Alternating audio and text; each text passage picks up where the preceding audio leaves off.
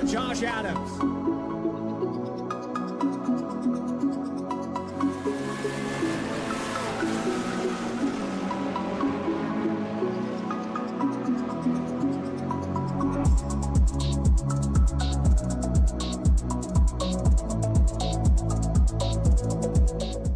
Racing isn't easy, but experiencing it is. iRacing puts you in the driver's seat with the industry's leading sim racing game. Drive on laser scan replicas of the greatest racing circuits from around the world. Go head-to-head against other drivers chosen by skill-based matchmaking to ensure competitive racing at every level. Compete across all your favorite series. In officially licensed cars, engineered to deliver the most accurate driving experience possible.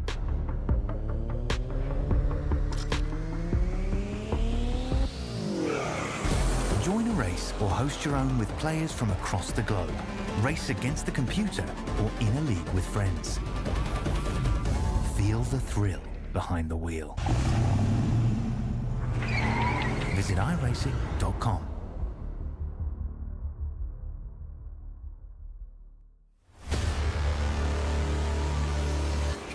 Here out of turn 4. Tries to slam the door, but they sends him right back up the racetrack. Big moment for Bodie between him and Dexter. It's Ryan Kuhn yet again out of turn number 4. He's going to win for a second time in the Misfit Touring Series. And it's all about Christian Peterson out front. 9 top 5s, 9 top 10s, 4 times he's finished runner-up. But tonight, it's the first time win here in the Touring Series. Christian Peterson, after 17 races, finally gets it done.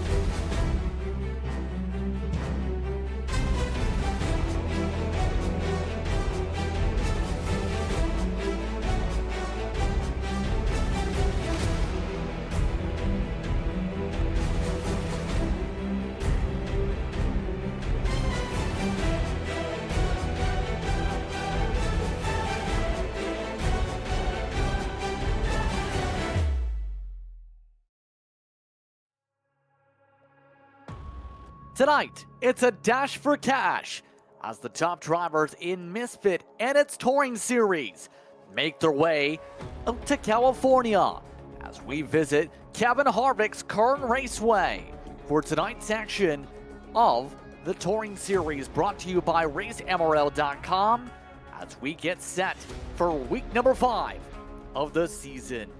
I'm Justin Prince alongside the booth for tonight here on V-Speed with Gavin Grubbs alongside Morgan Cook is our producer using cameras provided by iRacing. Today, we're at a very unique track. Compare it to Mesa Marin, compare it to Irwindale in terms of shape. Today, Kern County, the site of a 200-lapper, Gavin, as we get ready to see how they fare around the 12 to 14 degrees of banking. Yeah, 200 laps around here is going to be treacherous for these guys. This track and this car, this combination, can be quite a handful in the experiences I've had on corner exit, because you have more banking than you feel like you do in the corners. It gets pretty high and then it flattens out when you get onto the straightaways. Those transitions can be pretty rough if you aren't paying attention. It's going to make things all the more challenging for plenty of our drivers today. For a track that opened just in 2013, one of the newest tracks in the country, mind you. It has seen a lot of racing in the West Coast visit here when it comes to ARCA West competition and various other short track series. And on top of that, that's dirt track, as you see in some of the B-roll footage across the facility on one end of this property. But it's early on in the season so far. Keep in mind as well, so far, things have looked pretty competitive in 4 races so far. We've had a couple different winners to victory lane, but it's our first dash for cash out of 2 this season. That means tonight's winner, $30. Second place gets $15. Third gets $5. A little bit of extra cash if you do well tonight, Gavin. Yeah, that's really exciting, especially for these guys. You know, we've seen some, I think 2 overtime finishes so far this year. So don't be surprised if we see another, or if we see some beating and banging, really competitive racing here at the end of this. And 1 tire set available in the pits, 2 total. We'll touch more upon that in a little bit here. But these drivers so far have been led by Jake Brown in the point standings. He's actually not one of the winners so far. Christian Peterson, he's right behind with 2 victories, but a 65-point deficit to close. He's also turned less laps than Grout with his appearances. Tends coming into play a little bit for these point standings. Matthew Knott, along with Christopher Shepard and Brandon Atkinson in the top 5. The only other multiple race winner has missed a couple races in Kyle Terzak. Kyle Turkey will be down in 8th in the points entering today. 2 of your fastest drivers in that 15 was fastest in practice. So there's a chance we see some of these drivers jump up the leaderboard, a part of the 32 starters we've seen this season. Yeah, I expect to see Kyle Terzak running up from most of the night. You said he was fastest in practice. I mean, he's undefeated this year in the 2 races he's ran. He has, when he is on the track, he has kind of been in a class of his own so far. Well, it's the question of, can he keep class in session tonight over the course of a long run? We're going to have to find out here tonight. We're almost done the qualifying session. Aiden Great and Trevor Ward are the only 2 drivers not yet to qualify. Interesting enough, Kyle Adams is actually going to run the race tonight. Usually one of the directors, at least he put up a qualifying time. We'll see if he actually takes to the grid. Qualified in 7th. And it looks like we're just about set to go for today. Your invert roll, very importantly, was a 5. So that means your grid will get shuffled when we get rolling here, and we'll see Kyle Terzak, who was your top qualifier, get moved down the running order here. He was the top driver. He'll start 5th. 4th place and 2nd in times was Christopher Shepard in the qualifying session. Christian Peterson will stay where he's at in 3rd. Matthew Knott will jump up to 2nd. And the pole sitter as a result of the invert is Jace Hale. Jake Grout will start in 6th. Grout will start in front of Kyle Adams and Brandon Elvis. Elvis, one of the drivers who won in the All-American Late Model Stock 100 a few weeks ago. Then rounding up the top 10, Michael Wade and Brandon Atkinson in the top 10, Gavin. Outside of the top 10, we have Thomas Dean and Trevor Ward starting 11th and 12th. Starting 13th, Aiden Grates is going to round out the field in that 72 car. He did not take the qualifying lap. And that's a look top to bottom at the running order for today's action as we wait for the drivers to make their way to the grid. Here's your race analysis for tonight. 200 laps the distance, one tire set available in the pit lane, 3 green-white checkers in this open setup series. We'll see if we have to use those GWCs here tonight, Gavin, but very importantly here, you're talking about having to stretch that one tire set 100 laps. Remember, a lot of drivers have been willing to just take 2 tires. There are some races we've seen over the past few days in particular where some of the drivers with left side wear were still in the 70s after 160 to 300 laps, but the rights were torn to shreds in about half that time. We'll take a quick break. We'll be back in just a moment. You're watching V-Speed. Sorry, I had to hit.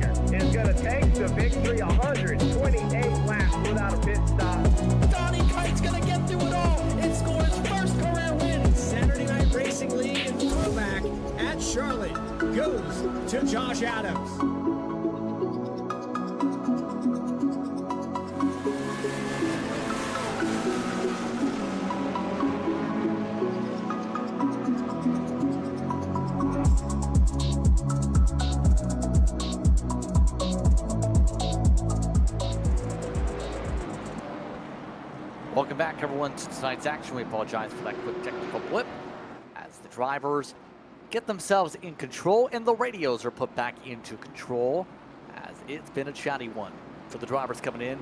Was about to say here, Gavin, they're about to try and see who's able to chat their way to the top of the winner's circle here. Your keys to victory to find your way to the top of it. I think my keys to victory here are time your pit stop correctly, because if you can either play the track position game to get up front, or if you can play it to have the freshest tires at the end, either of those options are viable, but I think timing your pit stop at the right time is going to be one of the keys to getting to the front of this race and maybe setting sail and having a convincing win. Let's find out how this is going to play out. How well will drivers save the tires? How well will they be able to manage them? We're about to go racing as Kyle Terzak up at the front of the field. Should I say in 5th? It's going to be Chase Hale who gets that control in the 9. Start alongside Matthew Nawn already going side by side near door to door. Green flag is out. We're underway from Kern County.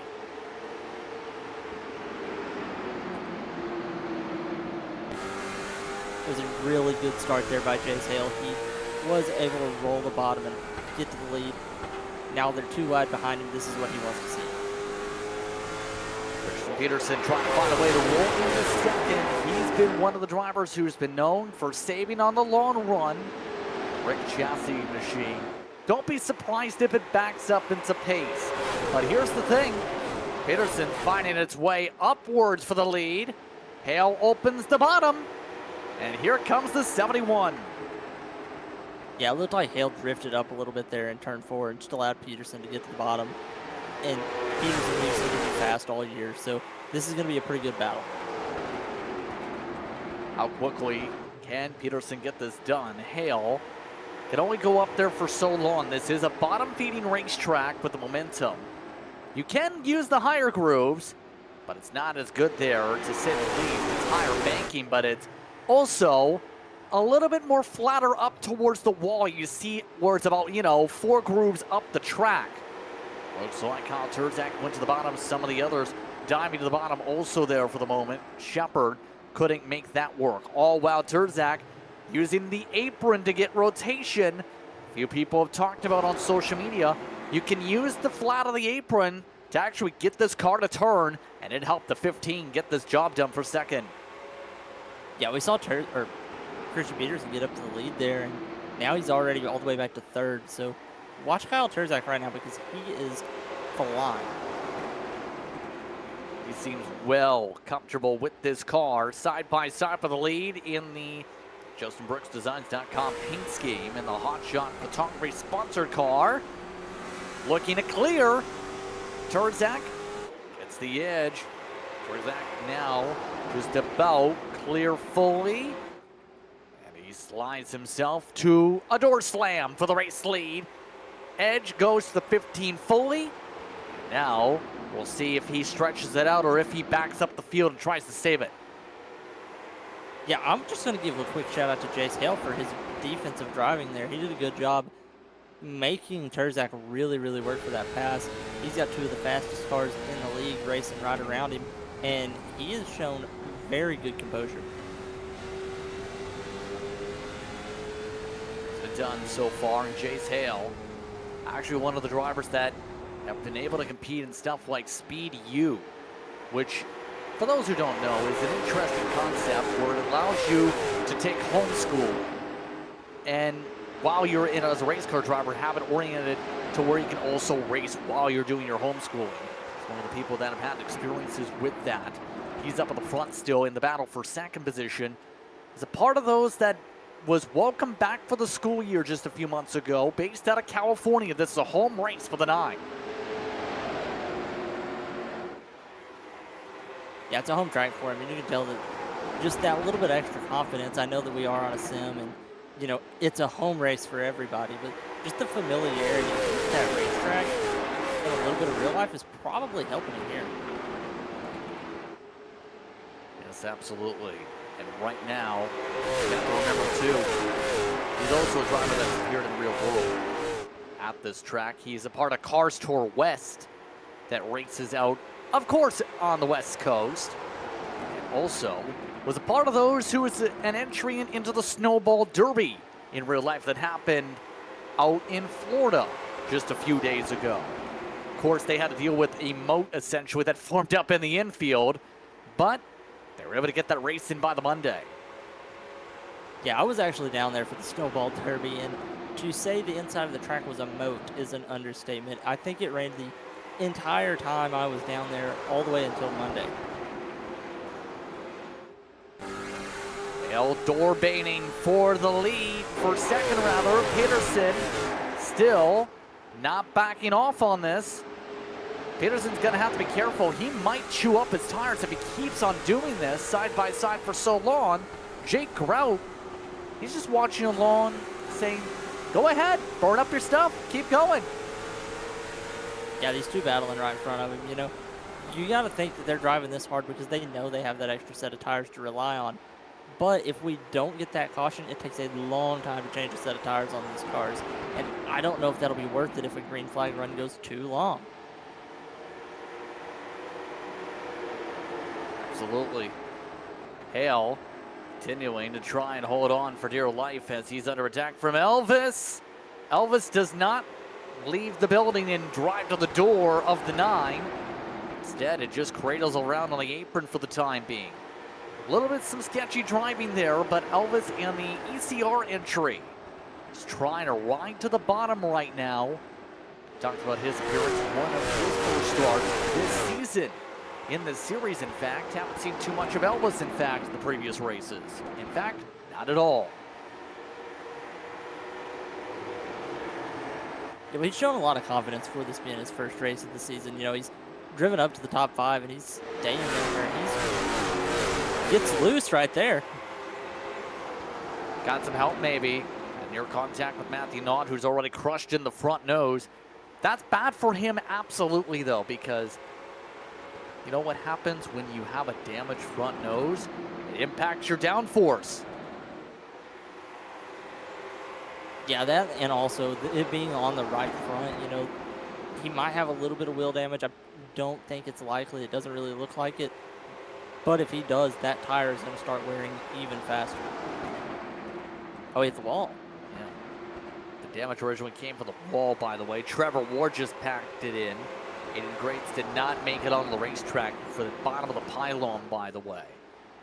The interesting thing when it comes to Hale's case to add on to things is, I forgot to allude to this part, you know, when it comes to someone, Hale is the points leader of the pro late model side of the Cars Tour West. So you're talking about a 15-year-old that's a rising talent when it comes to West Coast racing that I wouldn't be surprised if we see in the ARCA West Series at the very minimum in a couple of years, say a la Robbie Keneally, who ran the same type of pattern through leagues like this in iRacing, did well on the short tracks, and now picked up a Rookie of the Year on the ARCA side on the West Coast. Yeah, that's one thing I love about iRacing is you get to really see some of these drivers develop when they're kids, you know, when they're, you know, racing locally, racing regionally, before they break into the big scene. And it's cool for anybody on the surface to say, you know what, I raced with that guy. Exactly. Look at Hale. He's been able to defend for a while, gets himself clear finally. Able to hold on to the 4th position. And now they wrap the bottom. This is going to be the tough part. The thing is, with how long they battled, they spent so long fighting, they lost 1.4 seconds this entire group to your top two. Terzak and Peterson have taken off. Yeah, and part of me wonders that pack of cars being pretty close together and for the most part single file, other than this battle for 4th right here. If everybody in line is just kind of happy where they're at and just trying to, you know, not necessarily save hard, but not be aggressive with their tires and just kind of wait the race out for a little bit. Yeah, but it's a patience game, right? If you're able to stay patient, you get rewarded by having decent speed in the car. You push too early, your reward, you blow a right rear tire after 125 laps. And that's going to be one of the big challenges here today, is if it stays green. We've seen drivers blow tires after about 100 and something odd laps when it came to a race at 5 flags at the start of the season. You don't want to get to that point where you pop a tire, you have to come down pit road for a meatball flag. Hale's up at the wall. Hold on 1 second. He got spooked up the track by Matthew Knott.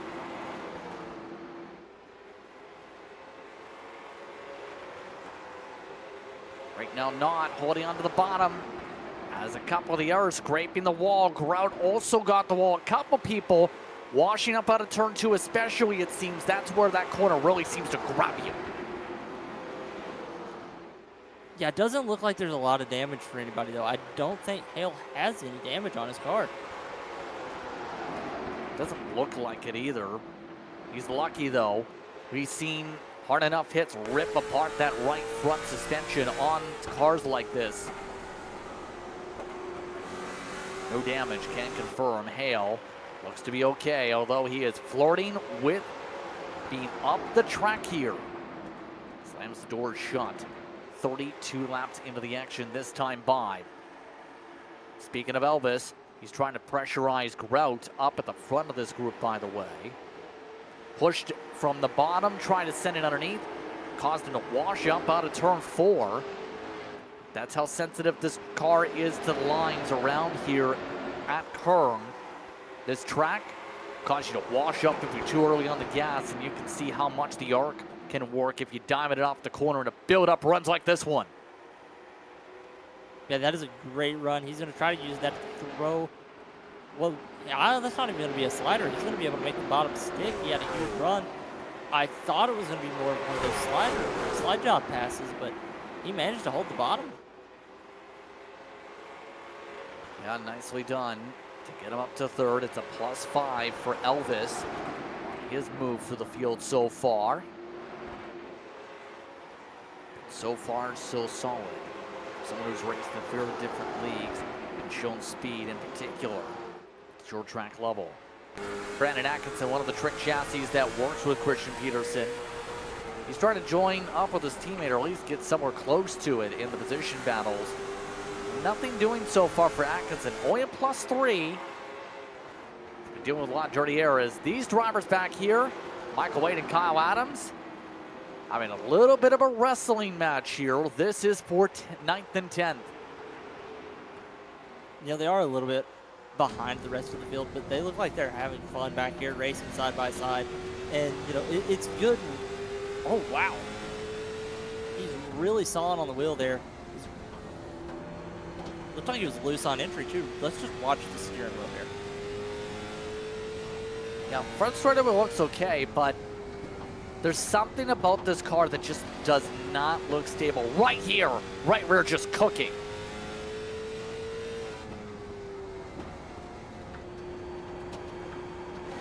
That tire has to be sizzling. He is leaning on that rear end.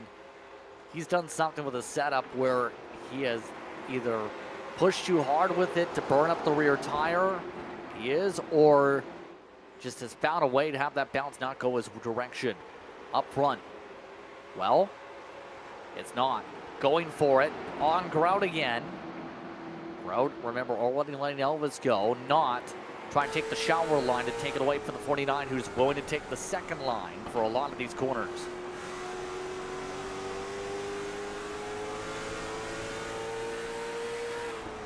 Gotta love the minion paint scheme, don't you? It just stares straight into your soul. It pierces through as it celebrates and goes, whatever the sound a minion makes. But yeah, when we were watching that on board, you know, the minion was a little bit terrifying. However, Jake Grout is doing a really good job running that second line.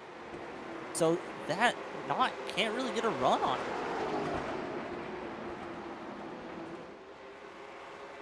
Nope, and that's the beauty of being able to squeeze on the outside at this track. You can race for several laps side by side, go door to door.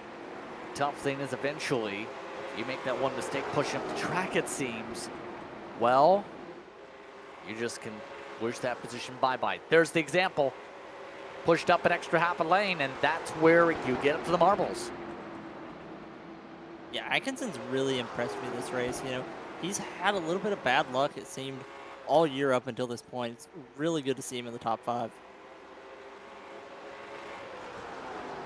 Battle for the lead. Still remaining 0.4 of a second right now. It's closed up a couple tenths as of late. Right now they are still running 19 flats for the race leaders. In fact, all but a couple cars are running within about 1.5 tenths of the race leader's pace currently. That's how closely even most of this field is. They are nearly on top of each other on pace. The difference, the battles on the short run that set things up for the mid run. Yeah, these two up front really just hammered down as soon as they both got up there to the front and built a pretty good gap back to the field. And now they're able to just kind of race evenly as we have some trouble back on the backstretch. Michael Wade, that car's been evil all race. I believe he's now pulling onto the apron, has not hit. I'm surprised he hasn't gotten loose like this earlier. Let's take a look here out of 2.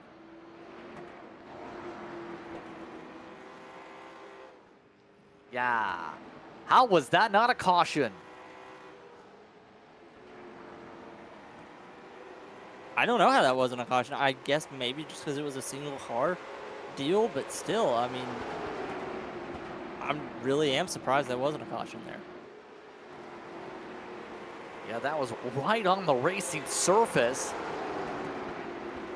And that barbecued right front tire, right rear tire, I should say, having a hard time out there. Grout, meanwhile, continues to run in the ones. He's the first of those in that ballpark that we were talking about. Grout doesn't seem to have the same long run planting speed here compared to the top drivers, but he's going to get tested here because Atkinson, you'd have to think, very similar, if not the same setup as the 171, and is running quicker than Grout by a few 1,000ths of a second here. Looking like changing up some of these lines to try and find a way to poke. Yeah, it's going to be interesting to watch him try to pass Grout here because Grout has been running a kind of that, well, they are side by side now. I'm kind of surprised by that, the way Grout has been defending his position. A big contact. Atkinson pushed up the bottom. Knott goes 3 wide on them. A squeeze on through, and Knott able to get alongside Grout as a result, side by side again for 4th position with a new player. There was apologies on the radio, and now Knott is missing the bottom. Yeah, you can tell that these tires are starting to wear out as these drivers are really throwing it in there on the bottom and sliding up just a little bit. They're not quite completely losing it, but you know, you can really watch them in the center of the corner, how they just start to slowly creep up a little more than they want to. Kyle Adams has pulled down pit road. Something going on with his machine. He's got a damaged right front. So looks like he is switching to race control. Can confirm, after what we just seen, he's going to make sure that we are disciplined for the field, to say the least, especially after that previous situation. Still not giving up on Atkinson in this fight. We're already past the quarter distance mark. All green so far, despite the efforts of Michael Wade's right rear tire.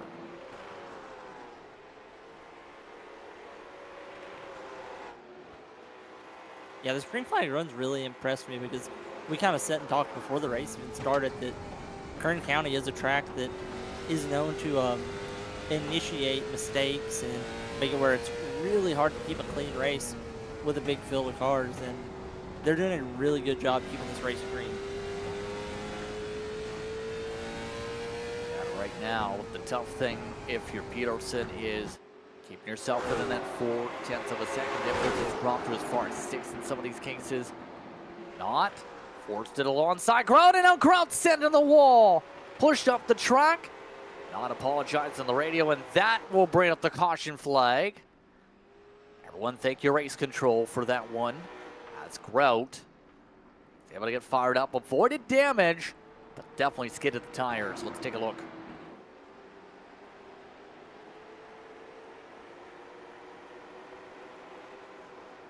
Let's watch here. Knott has a really good run on the inside. He creeps up a little bit like I was talking about and just gets into Grout there. I think that was just I think that's a racing incident. I don't think there's any bad intentions there. Definitely not bad intentions. It's just the tough part of sticking to the bottom of the racetrack in that sequence. And leaders are not coming down. No surprise. Too early to burn up a set here. And it doesn't look like anybody willing to take it right now. So that leaves everybody out on the circuit except for Drake Grout. Here comes the question, what's Grout going to do to the car? Thomas Dean also peeled on down the back end of the field. It'd be a tough play to try and stretch the tires 140 laps, wouldn't it be? I think maybe he's going in to check, and that way, you know, it'll pull up on your little black box there what your tire wear is. He's making sure the tires don't have any damage on them. Fuel might be the other thing too, just trying to fill up on fuel, and then you stretch it out longer than everybody else if it goes green. And if you end up getting the luck of it going green, then everybody else is on track and you end up ahead of everybody else. Yeah, but that's one thing. I don't know if these tires can handle going 200 laps. I mean, we've seen in our 100 lap races with no sets of tires, we've seen some punctures in just 100 laps. So I don't know if one single set of tires can make it 200 laps around here. I think we're going to get it tested, to say the least. They did give the EOL penalty to Knott as a result of that contact. Not a surprise with the door-to-door there. So the 82 start at the tail. Drivers being told to be smart with those tires now from this point forward. Yeah, I'm kind of surprised Knott didn't bring it down pit road to repair that just little bit of damage he had. I mean, you know, by the rules in the Misfit League, when you are involved in a caution, you usually get sent to the rear of the field. If he would have known that was coming anyway, I'm surprised he didn't take a little bit of time to, you know, push that fender back out where it needs to be. Our word from our race control / race reporter / driver that is now your race control. Tire wear is bad. Had a feeling. Just had a feeling. The fall off was about 3/4 of a second over the course of that run. We're back underway with Terzak and Peterson side by side at the front of the field. It's Elvis up to third. Atkinson holds on to the top four as they battle side by side between Hale and Shepard. We already got a move for the lead here from Christian Peterson. Can this work out this time for the restart? Remember, he was staying within 4 to 6 tenths of a second on the distance. Doesn't force it this time as Hale, he'll wrap the bottom, and the 9 nearly clears on by. Now the number we're getting on the tire wear average from some of the competitors, since I was watching and listening along with those driving, 50s and 60s on the rears at this point of the run so far is what was being seen from those who did duck down pit road. So that's got to be somewhere around the ballpark for a majority of the field, if not worse for a couple cars, you'd have to think, a la Michael Wade, or better for the drivers up front like Terzak or Peterson. So we're saying a 40 to 70% range is a fair bit of tire wear in 40 laps, 40, 60.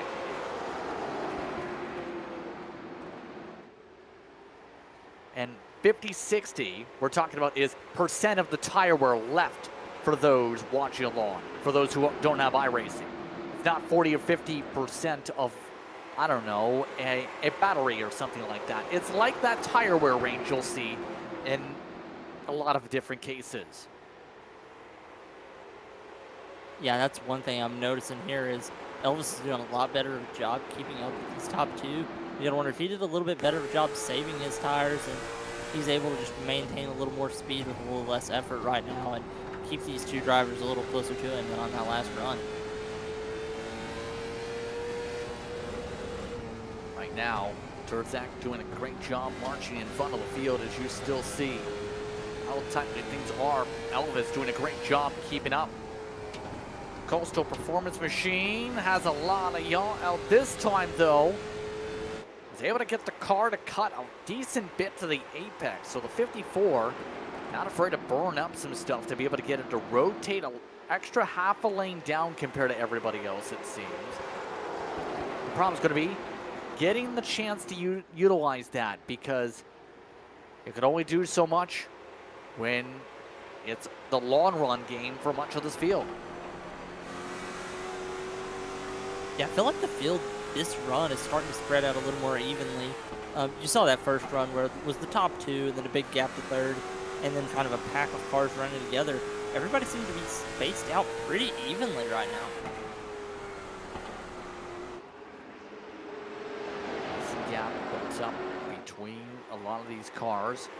In fact, the entire top 9 is staying within about 4 seconds of each other.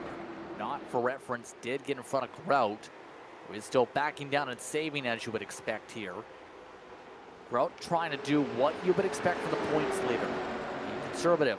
Elvis, though, he's doing the opposite. He just charged up the second after Peterson just let him have it. Yeah, Peterson's definitely thinking long-term plan here. I mean, he didn't put up a huge fight for that second position. He was playing some pretty heavy offense, trying to get to the leader, but he decided to back down and just try to play the end of the run. Or there was an hour spin for Michael Wade. He's already really cut around the right front fender. I don't think this tire is going to make it to 120 laps at this point. Another loop-de-loop, this time on the apron. Yeah, that's the same spot that got him last time he spun around. So you can tell that car is just not agreeing with him right now.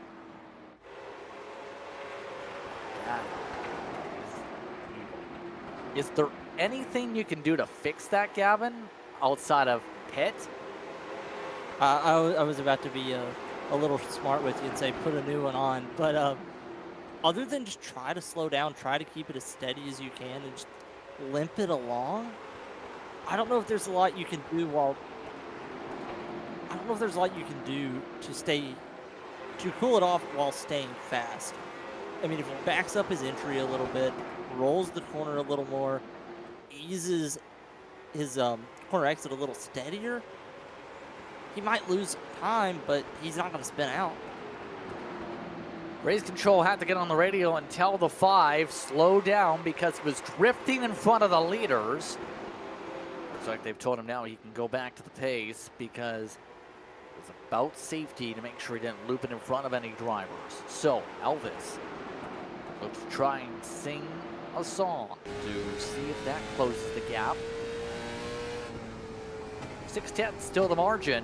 He is slower than Terzak, who has been on rails since the start. 19 flats has been consistently where the 15 has supplanted its average pace here on the racetrack. He's doing a good job making consistent laps. I mean, he is the fastest car on track right now, but it doesn't appear like he's really pushing that hard. Watching his in-car, he seems super steady.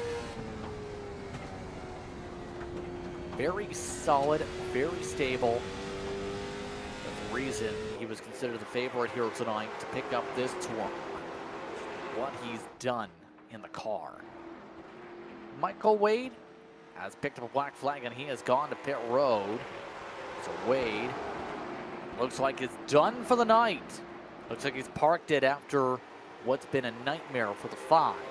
So that brings us down to 9 cars remaining. Not at the halfway point yet. You can tell Elvis, those tires are starting to go wishy-washy on him. Remember we talked about using up too much stuff to try and make a pass? He's really starting to wiggle and bobble around. Yeah, his car's kind of dancing like Elvis right now.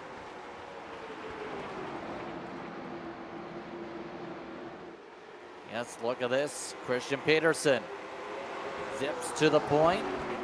Now back to the inside, going to be Atkinson. And Elvis might need a caution flag here.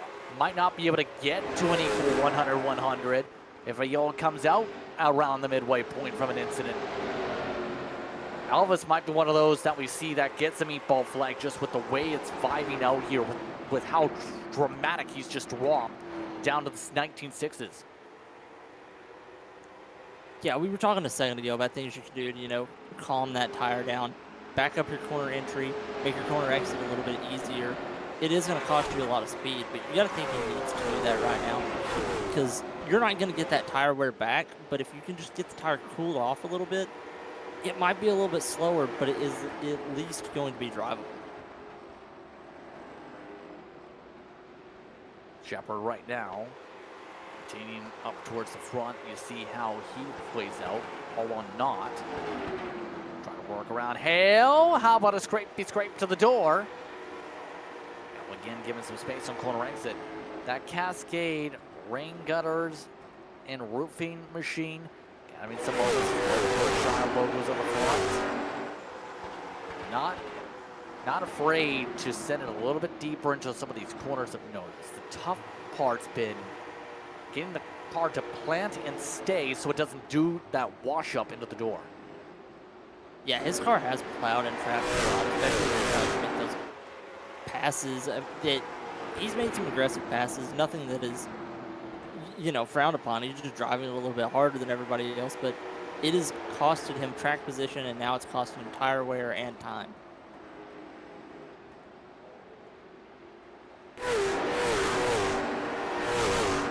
Some intense racing for some of the drivers here. Let's see just how these competitors thinking about and plotting and planning. The tough thing's going to be just how far the timers go on Ford. Not, though, again to the inside. Not yet again, nothing doing on Hale. It looks like Hale's going to give him quite a bit of room on the inside there, but that's actually going to help Hale as he's able to carry a lot more corner speed and just keep ground behind him. Yeah. All that as well. Terzak has Gap Peterson this run. Almost 2 seconds the lead. He is on a mission to just run away. Peterson, he's backing up a lot to drop back to Shepard, who's on the move, to Atkinson, and to Elvis, who we've seen get loose. Now Shepard is loose. The Black Magic Performance Machine getting loose. Atkinson having a moment as well. Yeah, tire wear is officially caught up to just about everyone right now as we see Atkinson wash way up almost to that top line where the track kind of evens out. You do not want to get up there in the marbles and in the flat part of the track because you have to really back out of the throttle. And it's a lot about trying to back things up with the corners and whatnot, but also these temperatures got to be roasting on some of these tires right now. If We you're are in past the them, desert. good point. But I mean, if your temperatures on the tires, especially with it being a hot racetrack, go past, say, 280 in terms of the curve, performance drops off pretty quickly, to say the least. And I think some of these drivers may have gone into that high range when the high tire load goes on to the corners, and that's where these percentages have plummeted, and why all of a sudden Shepard, who's in the threes, just took away second. Yeah, Shepard seemed to manage his tires better than everybody else here in this second to 7th place group right here, and now his car just seems so much more stable than those around him. But still, Kyle Terzak is growing his lead. It's over 2 seconds and a quarter. Reference, what we got for some of those roll to the pit road for a stop. That's including the roll in the pit lane, of course. They were at 250 at stop rest. That's pretty toasty because I've seen some where if it's around just off the racetrack, just pulling up the side of the apron maybe. But down pit road, when you give a good 20, 30 seconds to cool down, not so much. We're past the halfway point this time through. Terzak controls things. His pace just dropped off to the 19.2s. Shepard's the fastest on the track. For those just tuning in second, also picking up speed is Hale. He's in the ones and is quicker than Atkinson, quicker consistent-wise to Elvis, quicker than Peterson. Yeah, we saw Chase Hale show a lot of speed early. He did kind of drop back, but he's done a good job of saving his tires kind of in the middle of that run, especially since the caution, and now he is really giving Atkinson all he wants right here. There's the bobble again for Atkinson. Yet again flicked off the bottom. And Atkinson just confirmed his tires are toast. He just said he's a hazard. Yeah, which that's good awareness by him to know that when his car reaches a certain point, to just back out of it. Hey guys, it's not safe to race around me. Go on around me. I'm gonna ride around behind you and just try to not wreck. Shepard is mowing the lead down. Remember, we just mentioned Terzak's tires just went off, and Terzak's using the apron to try and figure out a way to do something different right now with the lefts. Shepard is mowing this gap down. So, for whatever reason, the 19 is, who is out around 5th or 6th, showing if you know how to play the tire wear game, you can find speed at the right time past 100.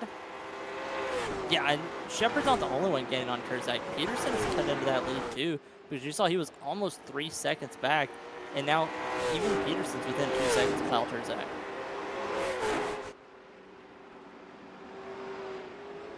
So now it becomes the question, what happens if we get green flag pit stops? Especially with the tires almost gone here. Those pit stops are going to be a couple laps worth of service you're talking about for a full stop, 23, 24 seconds in the box, about 40, 45 seconds in the lane. That's a lot of potential lost time, and it's a risk if someone brings out a caution at that period. Yeah, but you got to think that everybody is going to take 2 right here, and I'm really interested to see which drivers short pit take that risk of there being a caution, and which drivers, long pit take the risk of, being the guy to bring out the caution. Atkinson just had a problem. He just had an issue. 15 spun it around. No caution. We stay green. Race control letting it hang out green as he's looped it around for the high side. That car was looking evil for the past couple laps. Yeah, let's watch it right here. It's out of turn 4. Well, that wasn't where it was. He bobbled and caught it here out of 4. Entry on 1. He just loops it around. Does a good job getting it out of the racing line, pulling onto the apron to avoid bringing out a caution. Matt did not. Also just had issues. He just came down pit road, but we've had a lead change. That's while we're looking at the replay. So here's the replay of that lead change. That's because Shepard just drove by like it was nothing. The 15. That is a great telling sign. The rear tires are cooked. And Shepard just stays planted. Yeah, I'm amazed by Shepard's ability to keep the car planted right now. And he is already built his lead up to almost a second. It's over 9/10 now. Black flag for not hearing, so caution! And it is Thomas Dean. One of the RKM setup shot machines spun it around and had been down there for a few moments. He was running 9th. One of the 2 drivers who had topped off on fuel trying to stretch it. Yeah, and I was looking at scoring there. There are no drivers 1 lap down. Everyone that pitted is 2 laps down. So even with a wave around with all the lead lap cars pitting, they're still going to not be on the lead lap. So it's going to be interesting to watch that fight for the lucky dog if and when the next caution comes out. And that's a big play when it comes to Jake Grout, because that fuel extension helped to avoid some of this. Although the tires have to be screaming. Brandon Elvis, I think, just rolled down pit road to limit the damage. But as you would expect, it's time to use up that set.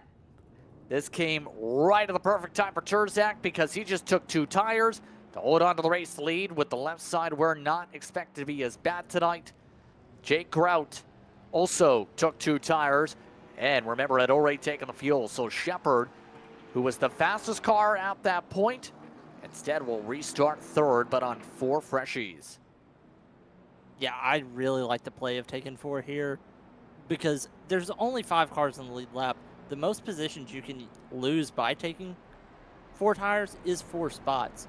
And only 2 guys took 2 tires, so not many people lost positions by taking 4. And they're going to have a little bit of a tire advantage. I know that those left sides really don't wear that much on this late model stock. And even with a little bit of left side wear, you can still be pretty fast. Take a side by side here. Under caution, coming to 84 laps to go. It's Kyle Terzak up at the front of the field.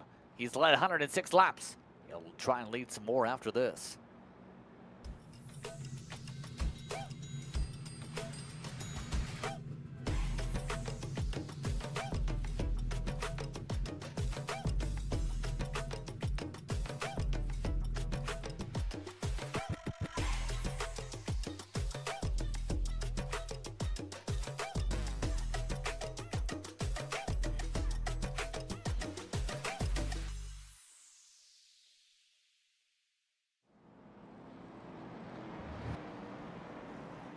I'd like to thank 918 Custom Designs for their support of this series and of V-Speed when it comes to what's been a busy 2025. Justin Prince, Gavin Grubbs with you, Morgan Cook, our producer this evening. The time of the caution flag was important because that one spin was part of the trigger. There were cars having issues everywhere. I swear there was one driver in the barriers even, Gavin, at one point. That's how chaotic things were getting with some of the drivers like Atkinson, Knott, Elvis, Dean, all amongst those who are starting to take or had to take service because they were starting to blow tires out. Now for Terzak, it's going to be important to make sure he doesn't fall off like he did, because if he does, it could be trouble for the end of this one. He's in control up front, Grout in second. That was a really good jump by Terzak, especially because Grout looked like he didn't get a great start, and it kind of held up this row 2 behind him and allowed Terzak to get out already to half a second lead. Peterson trying the outside, seeing if that works a little bit for a pass. Quickly, can he make it work without blowing through the tires? That's the question right now for Peterson. Can he clear? Can he get it done quick? The answer is no, because Grout's keeping up the pressure. Now he gets it done. Yeah, Peterson's going to clear Grout here, and now Shepard's already looking at a way to get around Grout, but he's having to play both offense and defense because Jace Hill is right there. See Hill going to just wrap the bottom. There's the poke now. And Shepard looks like he's trying to really back up, or just doesn't have that fire off like some of the others here. What do you think it is? Saving the tires in case it goes long like it did this last run? Or is it something with the no left sides that we've seen with some of the drivers where they took two? Keep in mind the top, well, first and third should say, are on the two tire call. Yeah, I don't think Shepard's deal has to do with, I mean, he did take 4 tires, but I don't really think he's saving because you didn't see him close that gap on Terzak till around lap 100, and we only had 85 to go on the restart. So Terzak knows that he doesn't have to save as hard as he did in that first run to make it just as far. And I think Shepard needs to know that this run isn't going to be as long as those first 2 on this one set of tires, and he has to go. Stop waiting around. Yep, and at this point, Shepard is up in the marbles too, which doesn't help his case. On. Look at the sends on your points leader. Grout. The door open up. Grout's not really pushing either at this point. He's not afraid to just let drivers go in his Christmas theme. And keep in mind, this series coming up here, when you're talking about the scheduling side of things, you have the holidays coming up. The next time they race through this race, well, is next week, and then you are off to January 3rd after that point. Yeah, we get back-to-back weeks off for Christmas and New Year's, and I really like that. You know, I know it's iRacing, I know it's on a sim, and you're probably at your house already, but I think it's always nice to give leagues, you know, the week of Christmas and the week of New Year's off for people to, you know, spend time with their friends and family. Knott is trying for all he might to make passes on the track. The thing is, he's 2 laps down. So is it a test of how your speed is? What is the game the 82 could be playing here? Because he's not running the speed he needs to unlap himself. I think that's what he's trying to do ultimately, is unlap himself. But I don't think he has the speed to. But let's say you do get to 1 lap down, and then the caution comes out, you get the lucky dog, boom, that's 2 laps that you earned back instead of just getting 1 of those laps back. So if he can somehow get up to the front, which I don't know if he has enough car to, he can be back on the lead lap and back as a factor in this race. Just trying to cross up the hill. Some clean space to work with. Here's the thing that is the other side of the coin, though. And right now, Elvis pushing around, bobbling around off these corners, is trying to get there in contact. Hale forced it up underneath the 82. Yeah, I can understand Hale's frustration there because you have a guy that's 2 laps down racing you really hard when you're in the top 3 trying to race for a win here. And, you know, that's got to be pretty frustrating for Jason.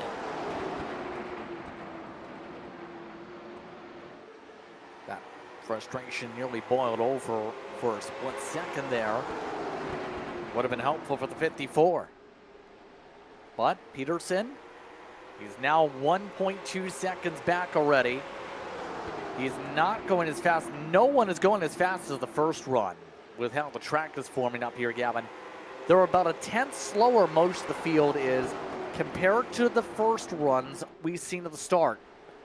So they are really tampering that pace back to make sure these tires survive this time. Yeah, with just over 60 laps to go here, obviously you want to save your tires. You want to have better tires than the cars in front of you. But you have to know that we are inching closer and closer to that magic lap number, whatever it may be, where everybody quits saving and everyone hammers down. I think you want to be the first driver to start pushing.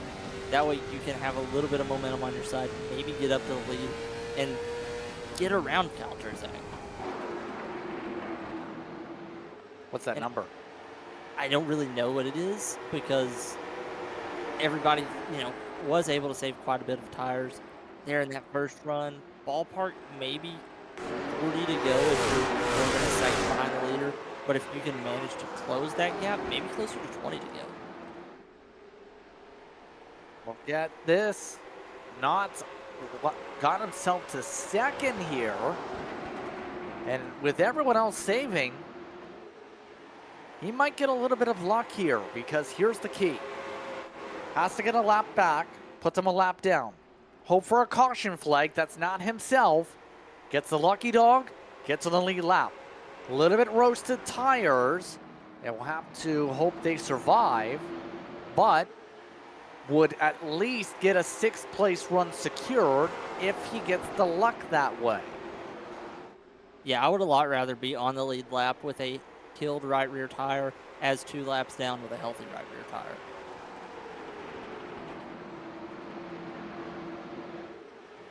Right and now he's racing like you would too. Got 2/10 faster last time by, was about to say. 18.9, in fact, for Naught. Pair that drives like Atkinson, who are 1 so lap down. Elvis, they cannot find a way around Hale here. In fact, they're on top of each other for second, 2 laps down.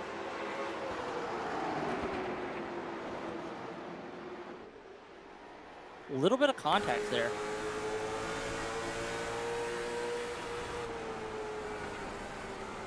A little bit chippy. But if you bump the car in front of you, if you hit them square on, you're not going to wreck them unless you really drive through them. So you can drive aggressively and make a little bit of contact as long as you stay off the corners of the car. Well, that's going to be my next question there on that. Hale, that's a little bit of a chop. Hale, very lucky he didn't get sent there. Counterpoint. Hale was the driver in 3rd place. Yeah, Hale has a little bit less speed than the cars behind him, but he's on the lead lap. So at what point do you think you should drive around somebody that you're faster than if you're multiple laps down? Well, it's the big thing. And there is an encouragement here for Hale to keep the cars behind him here. Because if he lets them go, as hold on 1 second, what did Elvis just do? He's electing to pit. I think the 54 has just thrown away the rest of his chance for the race. I think he's parking it. Yeah, if he's parking it, I can assume that's either car issues or technical issues or something because he was pretty fast. He was running, near the front of his lap anyway. There's got to be some frustration maybe boiling over there if he peels on down like that. Green flag run. I know he wasn't keeping up to be able to have the chance for the lucky dog, but still, plenty of laps to turn. Turzak has 53 laps to turn around here still. Being very careful with the throttle still. 1.6 seconds out for the race lead.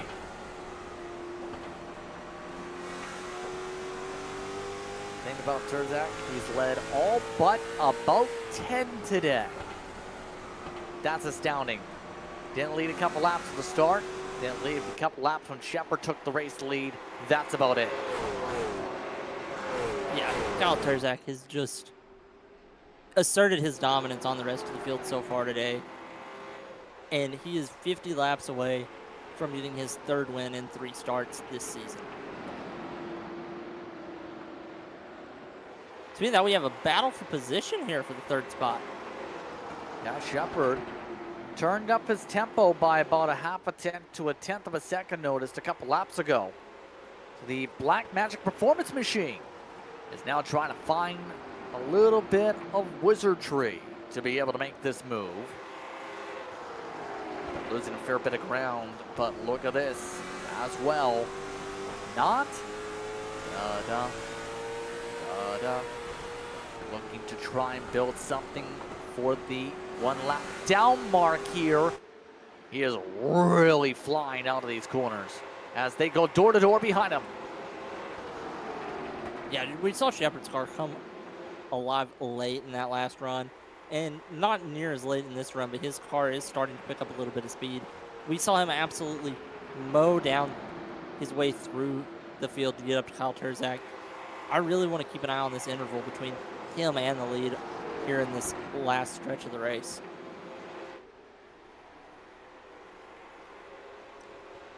So it's Shepard now up to the top 3.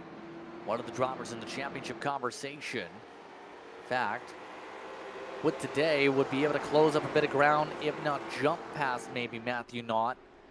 Depends really on where things get scored out. Knott going to have to be careful with the race leader, though. You have to think, I know he wants to get the lap down to 1 lap down instead of 2. Secure 6. Get that job done. Pins Atkinson, Dean, out of those in the conversation. But you cannot just send the leader. He's going to have to give some give and take, or get some give and take, should say, from the 15 here, who would have to let him go in theory, because Terzak's not going to put up with the battle, per se, with the lap car.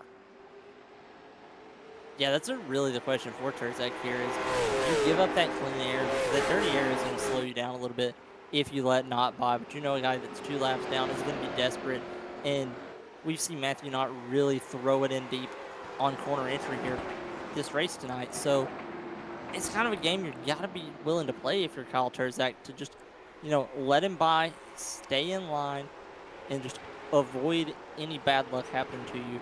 And one thing I have noticed is Shepard has cut into that lead. He's got it down to 2 seconds and 2/10 now. 18.8 last time by 18.9 rather on the pace. So he's not afraid to use up some of the tires now after about midway through the run of them remaining. The 19 flats now are being picked up. All of a sudden, everybody's turned up the tempo here. Track temperature still at 104 Fahrenheit for reference. It's in fact a little bit hotter than the last time. But it's 40 to go. So not surprised to see some people push. But remember, we're talking about a 45 lap run on these right side tires for a lot of drivers here. And for a lot of them, some of the laps in for others, more than 150 on the lefts.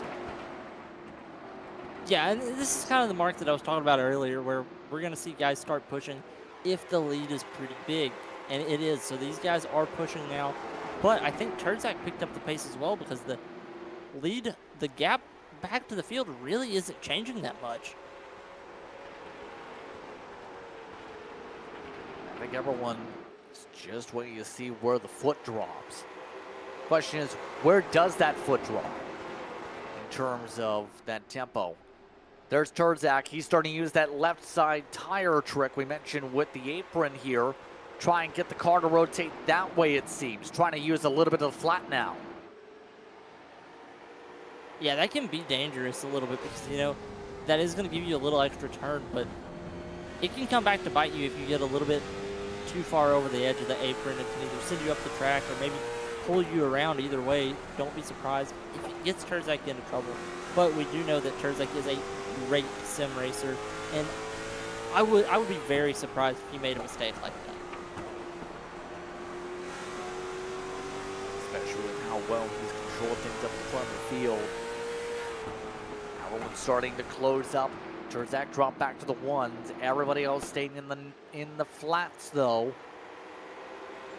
It's 1.7, 1.8 seconds now for Christian Peterson for reference, with 35 laps to go. Keep an eye on what Shepard does, who's mowed the gap. It was 2.4 before, it's now 2.1.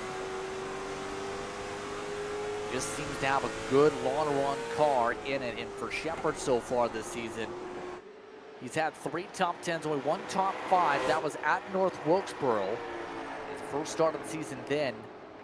Finished 6th at Oxford Plains. He finished 7th at Martinsville. So he's got a good car. It's qualified well in races. It's ran well in races. This definitely his best race of the season. If he's able to get this to where he can have a shot at the leader, it's down to 2 seconds between him and first. Yeah, and that's the one thing is he's going to have to really fight to get around Christian Peterson, and you got to wonder how much time both of them are going to lose to Terzak while they're battling with each other, because Christian Peterson's gap to Terzak staying the exact same. Shepard has a little bit more speed, but when these guys get side by side, it will slow both of them down for just a few laps.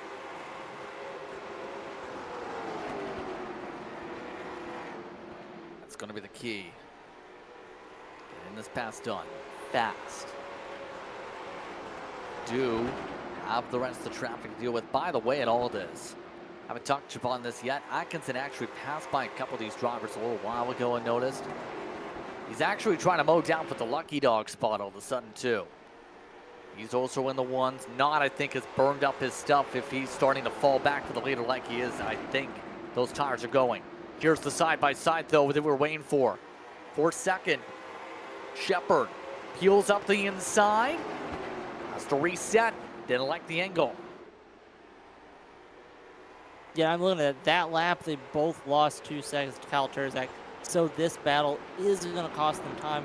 They have to get it done as quick as they can if they want a shot to win without help from, a yellow flag from somebody else or just an incident.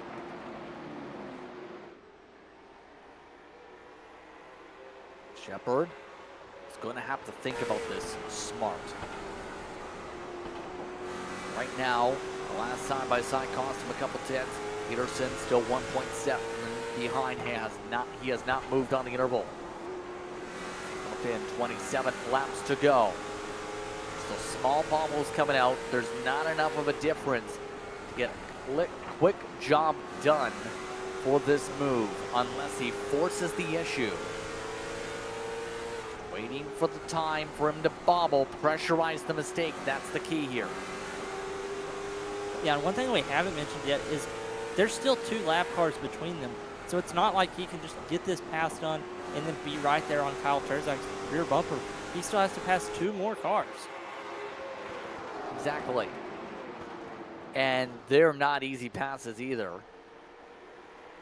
Not has started to drift up a couple lanes here on these corner exits. Cannot get the car to go around to the bottom, and it's starting to hang out the rear.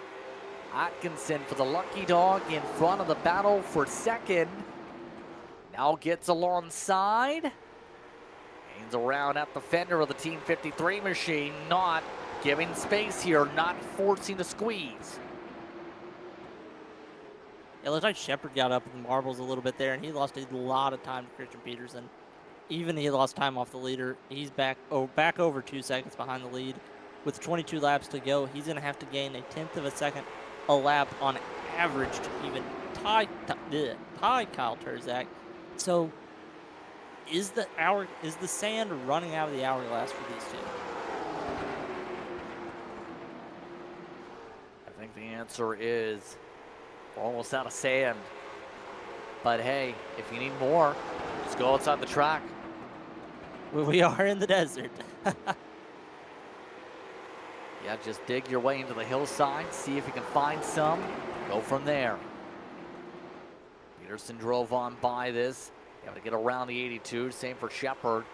No reason for not to fight it anymore. Coming around to 20 to go, this upcoming time by. That has actually helped out Terzak. Gain 2/10 from that maneuver with the lap traffic. 19 flats is still the tempo for your race leader. Yet again, 171 laps led. Domination station. What else can you say tonight? What's impressive to me is that laps led number. He has led all but 10 laps.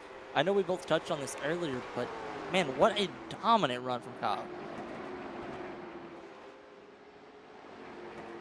One of the drivers that had some success won the 28th annual online All-American 400 just a few weeks ago. For example, outside this series, he's been dominant in it. He's one of the names known for taking down names and putting up wins. Some tricky takedowns over the past couple weeks for RKM Setup Shop. Looking to just wrap it up and get a W yet again and go 3 for 3 on the season. Oh, wow. Atkinson stays in front of his teammate. Peterson not going to force the issue per se, or at the very least, he's going to get some give and take if he gets the 15, you'd have to think. Because, well, they're teammates. You don't fight your teammate when they have someone else mowing down the time on you.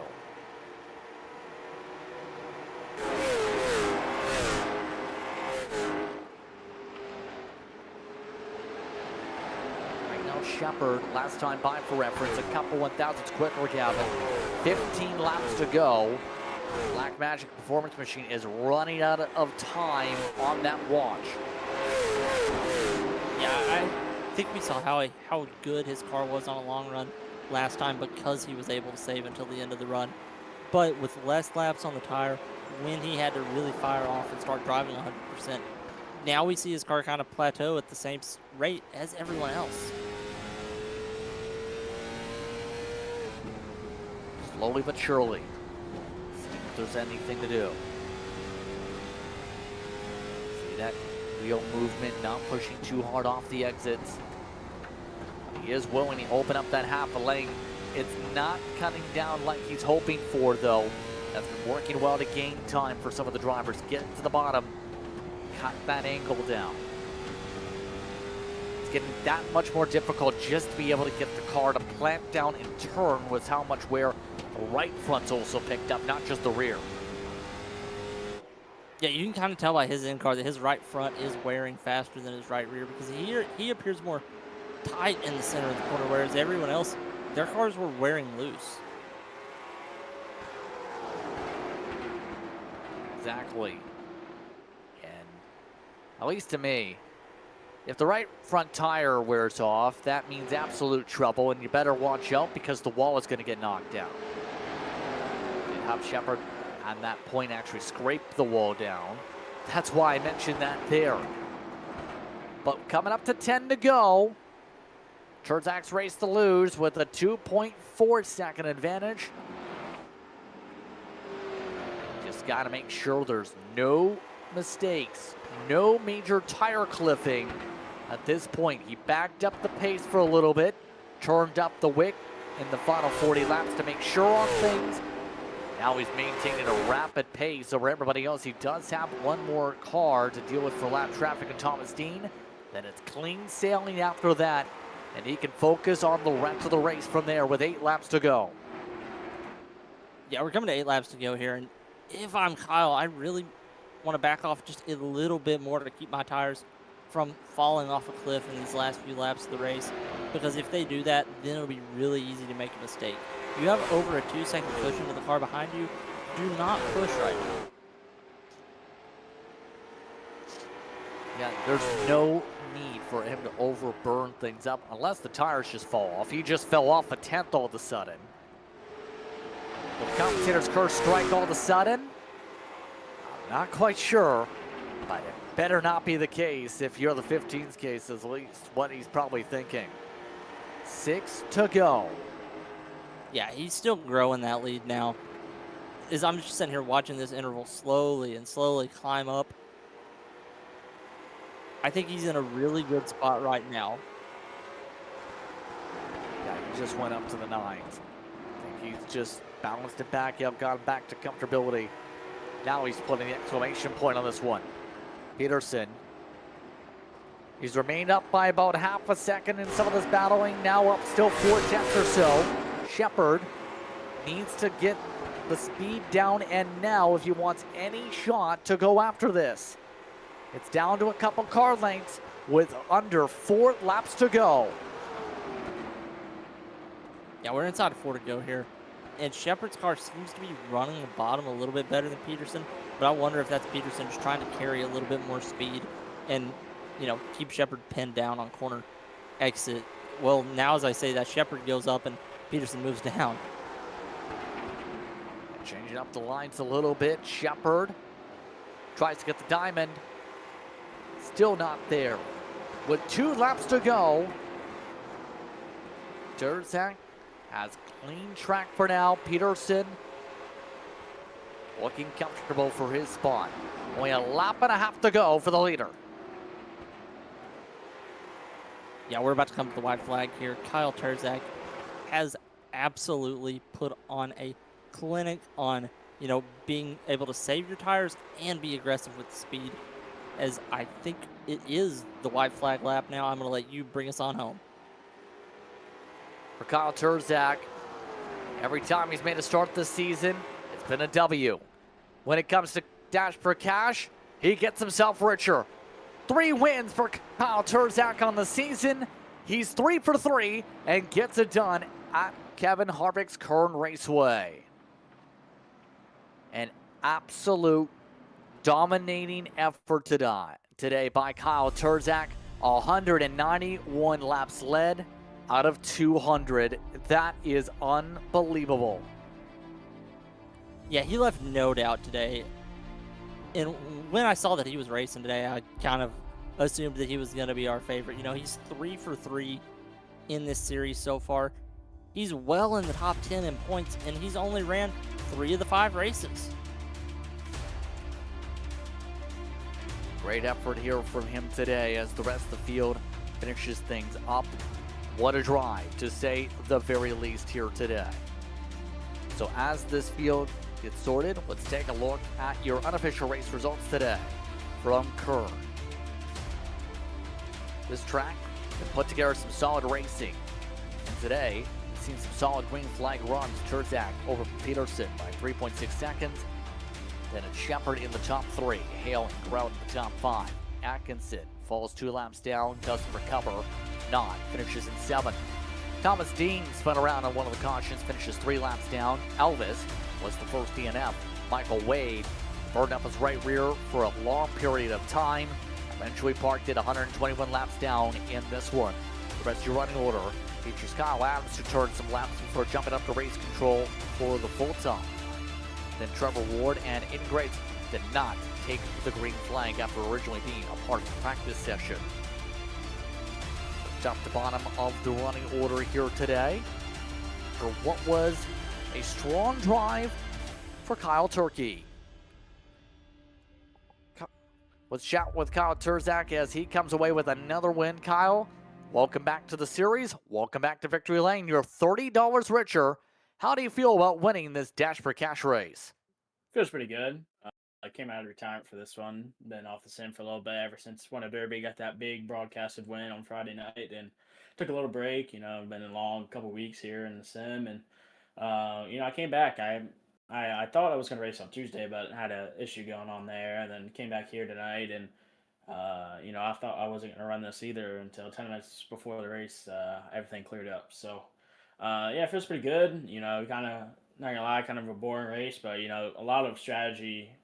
Calls there with the tires and how much you had to save. So that was a lot of fun on that part. But uh, honestly, it was very nerve wracking because I didn't take lefts and everybody did, and yeah, my left rear was at 10%, so it was getting there. Wow, that's a lot of wear over the course of 200 laps. Jake Grout actually also took just right side tires for his pit stop. So an interesting bit of information there. Now, let me ask you this. I'm curious on this as well. What were some of those technical gremlins that impacted you to be able to get some seat time up until this race in the first place? Some things I don't want to talk about. Made some Okay. bad choices on the sim, and it's part of it. It happens, but we're back. We're gonna race Rudolph tomorrow for $100. See if we can get that. Use this $30 as entry fee for that, and try to get that win also. Okay. So with that in mind here, the next race on the schedule is South Boston. How do you feel about Sobo? Love that place. That's where I've learned this car the most. Actually, I have the most laps there in this car, and I just love that place. Get around there pretty good. Know when the top comes in and etc. So really excited for that. Really excited for the Rudolph tomorrow, and especially the MRL 500 coming up here in February. Got a lot of big events going here in Misfit Racing League, and I feel like a lot of people should come over here because it's definitely a blast to come run. We didn't have that much of a car count tonight, but that doesn't show who we are because we had these big races and we show out. So yeah, thanks for Adams for putting this on, and everybody who was involved. You guys, Arcane Summer Shop for the open setup. There's that Race on Facebook, and Hot Shot Photography for the best tires and photos. Congratulations on the win here tonight, Kyle. Thank you guys. Kyle Terzak comes away with the win here tonight. Gets the job done over Christian Peterson. Peterson going to help his case for gaining some ground on the points lead. He is with Gavin. Christian, you did a really, really good job here today. Ran second for a long time behind a super fast Kyle Terzak. You were the first car who took 4 tires. What went into your decision to take 4 there at the end instead of 2? And how do you feel that it played out there on that last run? Um, yeah, I don't know. 4-2 is. I mean, I thought for me 4 was going to be the move, just because Oxford I took 2, and my left rear ended up going out at Oxford. I know this is a way different track, but just how the car was feeling before that stop, with how loose it was, and I was probably wearing that left rear out a good amount. So I just, with how many cars we had in the lead lap, I just figured take 4, make my adjustments, add a bunch of fuel, and see what we got for him. But Terzak was definitely really quick. I know Chris there in third, he was really quick there at the end before he got that caution when we had that long green flag run. But so hats off to him, hats off to Terzak. Good race by those guys. Good race by everybody on the lead lap, and everybody showed up. So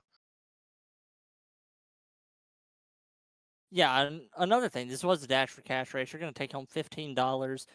Does that $15, bring a little bit more enjoyment considering this is a second place finish? yeah, that's cool. It'll help host some sessions and whatnot for track masters. But yeah, I mean, I love Kyle. Kyle always tries to do stuff for the guys, who show up, and we're kind of in that point of the season where it's the guys, you got the core group of guys who are showing up. So thanks to MRL for doing that. So yeah, it's cool. Yeah, and another thing, lastly, do you have anybody you want to thank or, just anybody you want to shout out? Yeah, just everybody at Trick, Atkinson, Lade, Elvis has been working with us.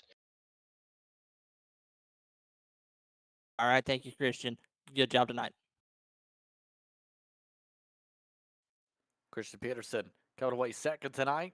Another Chris Shepard. He finished off in third tonight. Christopher, talk to us about that charge that you had when everyone's tires were on fire, yours were not. What did you do differently to not have your rear tire popping as bad as the others?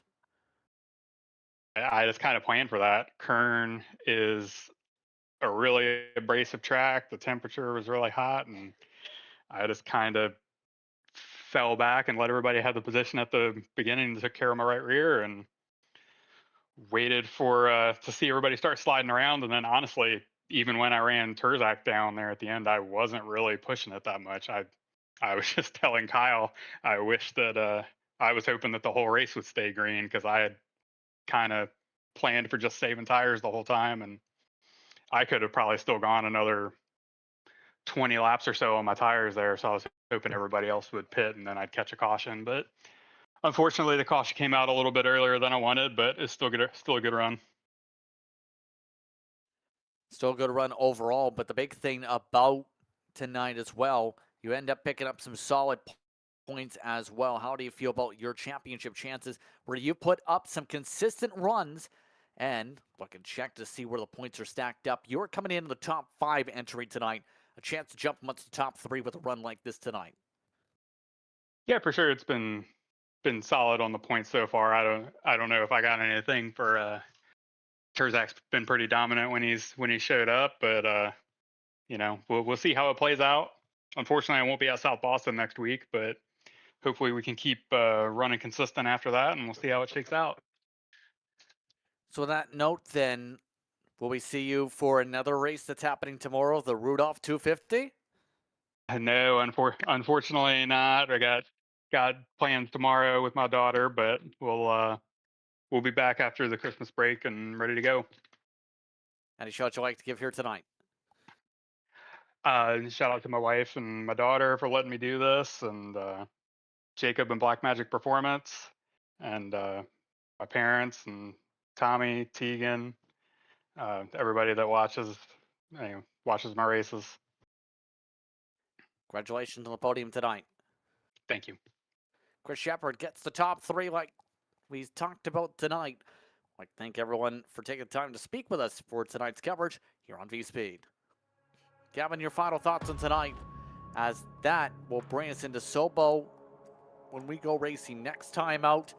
But we also have a race we haven't touched upon too much tonight. That is the Rudolph 250, a special event as well for Misfit competition. It's a busy next couple weeks when it comes to racing. Racing tomorrow night, racing next Saturday night. Yeah, my thoughts on this race are one word and one word only, and that is domination. Nothing else you can really say when you have a dominating run like Kyle Turzak did here this evening. We'll see what happens at Sobo next time out. But on that note, it's time to say goodbye. I'd like to thank you for tuning in once again for tonight's coverage. We're on V-Speed. For our producer, Morgan Cook, for my co-announcer and Gavin Grubbs, I'm Justin Brent saying so long. Enjoy the rest of your evening watching V-Speed for tonight's coverage of Misfit and its touring series. Once again, the MRL have been happy with us here tonight from Kern.